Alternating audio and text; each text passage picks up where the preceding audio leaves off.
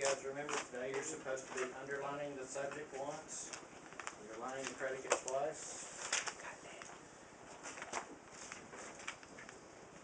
You're supposed to mark your simple subject, mark your verb whether it's transitive or intransitive, mark your prepositional phrases or any other kind of phrases you might have.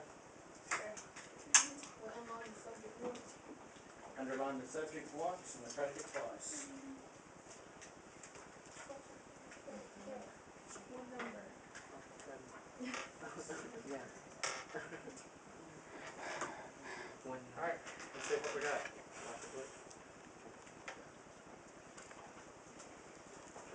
Alright, Shay, Jose. Put something up there and then hand the marker to someone else.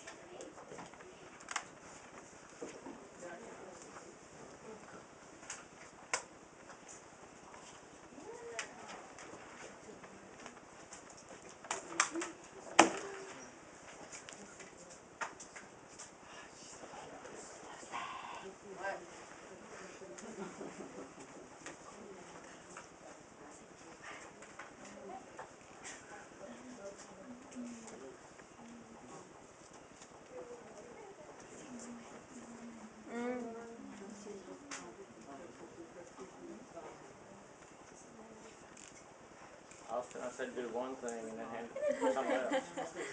Oh, you're doing your second thing there. Underlining the subject once, that's one thing.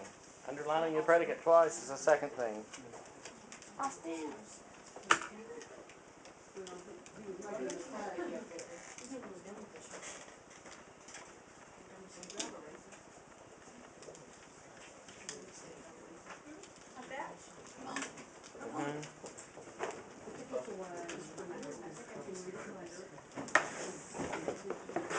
Austin, I've said several times, don't throw stuff in here.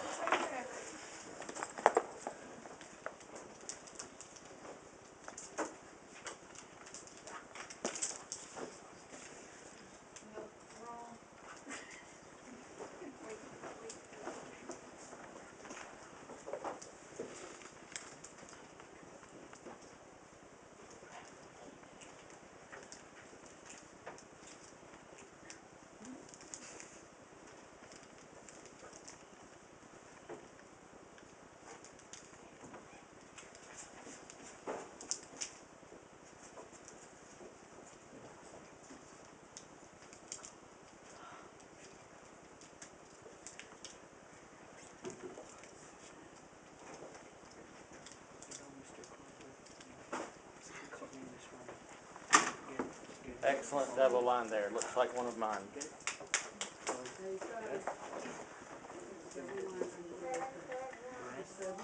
Okay, anybody else?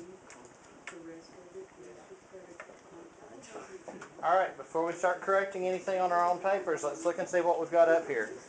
We said yesterday that he is a pronoun, he is who the sentence is about, he is our subject. So it should be underlined one time and it should have an S above it saying that that's our simple subject. We don't have a lot more to the subject, it's just the one word. The rest of the sentence does get underlined twice because all the rest of it's predicate. Now, we'll talk about that in just a second, about why even the prepositional phrase down there is a predicate. Because that's where a lot of people start to leave that without underlining. What was our verb yesterday? Silent. Was was a verb. What kind of verb was it yesterday? Linking verb. Okay, we said it was a linking verb yesterday, right? We also said it was past tense. If it was present tense, it would be is or are. But yesterday we said this was our verb. I'm going to erase that.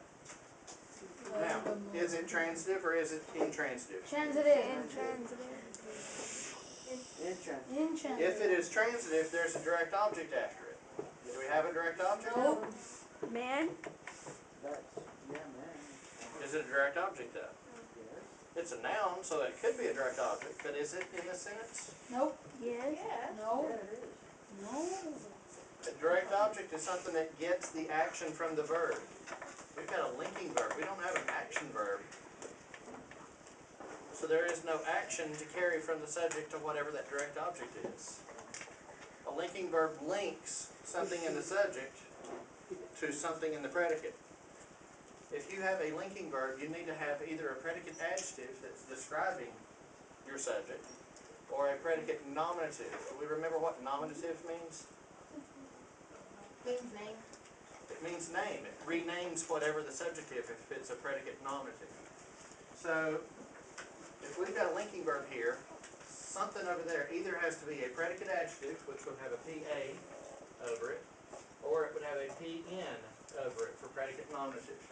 Please don't confuse PN with PRON for pronoun. That's where a lot of people start to get confused over what abbreviations mean what. Anytime you have a linking verb, it has to be intransitive because there's no action taking place. That's kind of a rule in English. It's always going to be intransitive. So always look at your verb first. If it is a linking verb, then it always has to be intransitive, and you don't even have to worry about direct objects or anything else. If you're not sure, look for your direct object first and then go back and answer that question. Okay. He was what? Very silent man. Very silent. Is that what the sentence is saying? He was A man. silent? It says he was a man. Silent is modifying man. It's not describing he. It's modifying man. So, since we have a linking verb here, he was what? He was a man. That's what it's linking. It's linking he and man. It says that he was a man. The rest of the sentence is just modifying what's already there with he was a man. You have a question, Preston? You said what the sentence describing. You didn't say what is whatever you just said. I said what is it linking? What is our verb linking from the subject to something in the predicate? Now, if our sentence was he was hungry, was would be linking he and hungry, because hungry is describing he. If it's describing it, it's what part of speech? Adjective. An adjective. Because an adjective would be describing what he was. It's a modifier saying what he was. He was hungry. Hungry is not a noun. In this case, though, he was a man. That article A gives us a hint that there's a noun after it. We also said yesterday this was a noun, therefore it has to be a predicate nominative. Nominative and noun are almost the same word, aren't they? You've got the N and the M that are the same. Alright. We said yesterday that silent was modifying man. We said very is modifying silent, and that's why this was an adjective, this was an adverb. When we're labeling our prepositional phrases, we have to label the object of the preposition. That's been done. We also need to say whether the prepositional phrase is acting as an adjective or an adverb. What is it modifying? Adjective. Is it describing the man? No. This particular sentence, by custom, is going back and modifying our verb. If it's modifying a verb, it has to be an adverb. So whoever it was, I think it was Mariah, whoever it was that did the adverb prepositional phrase, they got that part right. Yeah. Now, on your paper, of course, you don't have to have these arrows. I was just putting that to kind of help you remember and make some sense of it. Okay?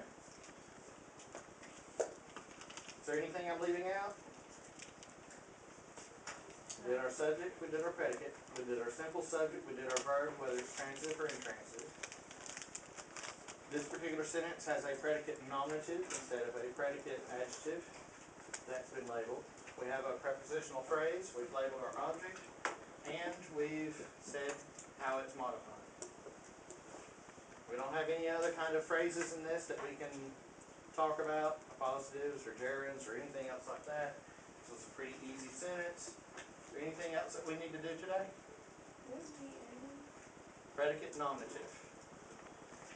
Because it's something in the predicate that's renaming your subject. Any questions? Yes, sir.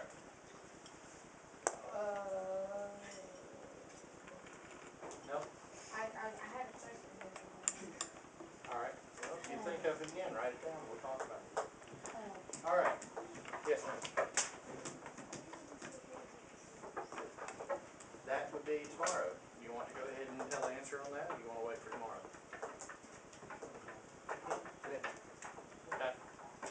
tomorrow we talk about whether it's a simple sentence, or a compound, or a complex, or a compound complex. We talk about what type of sentence it is also, as far as whether its purpose was declarative, or interrogative, or exclamatory, or imperative. So we talk about all that tomorrow. Yes, sir? Imperative sentence because it's a statement. It's a statement, so it's a what kind? Imperative. Not imperative. No. Imperative. Declarative. Okay, good. So we're already a step ahead on tomorrow. Any other questions before we finish with today's? Alright. Yesterday we started the discussion and you watched the PowerPoint presentation I had on banned books. I want you to get out a piece of paper today. We're going to be doing a writing activity. We're going to start off with brainstorming.